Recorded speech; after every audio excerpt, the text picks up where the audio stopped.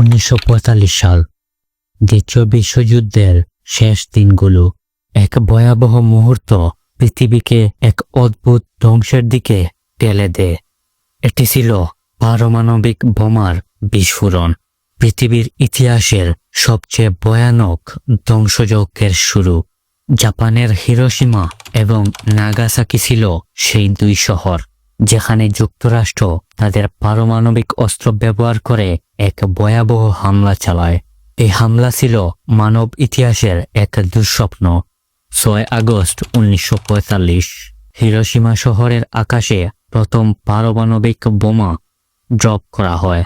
এই বোমার নাম ছিল এনোলা গে, যা পৃথিবীর ইতিহাসে প্রথম পারমাণবিক হামলা। একটি বিমান এনোলা গে এই বোমাটি ফেলে দেয় এবং মুহূর্তের মধ্যেই ওই শহরটি ধ্বংসস্তূপে পরিণত হয়। বিস্ফোরণের সাথে সাথে বিস্ফোরণের তীব্রতা এবং তাপমাত্রার কারণে প্রায় 80,000 মানুষ মারা যান এবং আরও হাজার হাজার মানুষ আহত হন।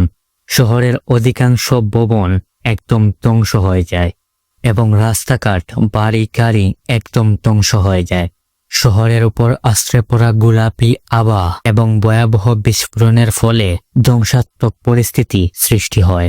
বোমার তাপমাত্রার কারণে মানুষের চামড়া পুড়ে যায়, শরীরের অংশ একদম বিচ্ছিন্ন হয়ে যায় এবং মানুষের দেহের অঙ্গগুলো অস্বাভাবিকভাবে ক্ষতিগ্রস্ত হয়। এটি ছিল ভয়াবহতা যা মানব ইতিহাসে কল্পনাতীত ছিল। এর ঠিক 3 দিন পর 9 আগস্ট 1945 নাগাসাকি শহরে দ্বিতীয় পারমাণবিক হামলা করা হয়। এই বোমার নাম ছিল ফ্যাটম্যান, যা আগের বোমার চাইতে দ্বিগুণ ছিল। এই বোমার বিস্ফোরণও ধ্বংসযজ্ঞ সৃষ্টি করে এবং নাগাসাকি শহরের অধিকাংশ অংশই ধ্বংস হয়ে যায়। এই হামলায়ও বিশাল সংখ্যক মানুষের মৃত্যু হয়। হিরোশিমা এবং নাগাসাকির এই পারমাণবিক হামলা ছিল দ্বিতীয় বিশ্বযুদ্ধের শেষে। পরিণতি ছিল ভয়াবহ এবং মানব জীবনের উপর তা চিরকালীন প্রভাব ফেলে।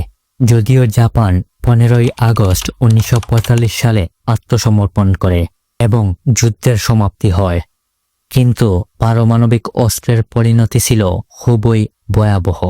এই পারমাণবিক বোমের কারণে মানুষের ক্যান্সার এবং রেডিয়েশনের মতো বিভিন্ন রোগ জন্ম নেয়, যার প্রভাব জাপানের মানুষের ওপর দীর্ঘকাল পর্যন্ত পড়ে।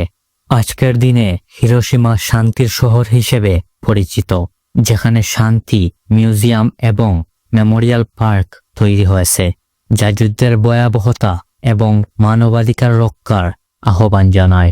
এটি আমাদের মনে করিয়ে দেয় পারমাণবিক অস্ত্রের প্রকৃত বিপদ এবং যুদ্ধের শেষ পরিণতি। এগুলো আমাদের জন্য একটি কঠোর শিক্ষা, যেন পৃথিবী আর কখনো এই ধরনের ভয়াবহতা দেখতে না পায়।